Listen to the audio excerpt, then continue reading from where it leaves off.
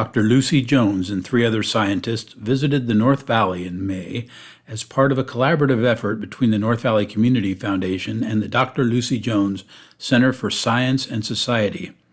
The research is funded by Wells Fargo Bank in an effort to use science to create more resilient communities and inform public policy. Seeing the Camp, Bear, and Dixie fire areas and talking to fire survivors was an enormous help to the scientists.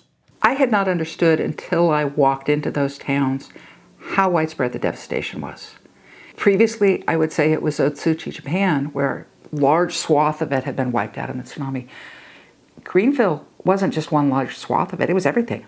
It was all gone. I think there were 2 buildings that survived. And in Paradise, where it's 90% of the buildings were gone. That level of destruction, I don't think you can understand till you see it.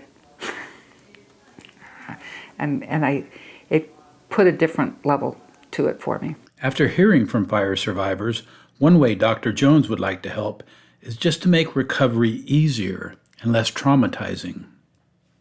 We also heard things that had made it hard for people.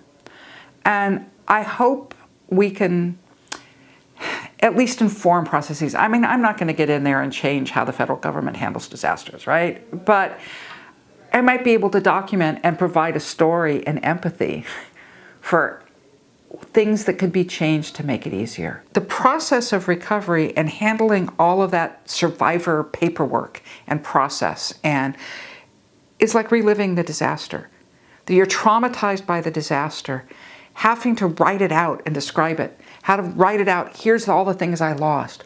Each of that is a re-traumatization. I think we have to find ways to do it in a more sympathetic manner, or a manner that can support and process the trauma rather than just re-traumatize. The 7 largest wildfires in California history have all happened in the past 5 years, making this study of disaster response more timely and vital than ever. And now the disasters, instead of happening once every 50 years, are happening every year. We can't sustain that as a society.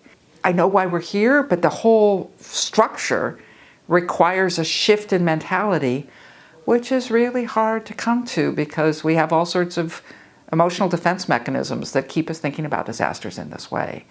So that's what I'm hoping. We can use this process to start or further the discussion about how we change disaster response in a way that's both economically sustainable and with empathy for the victims.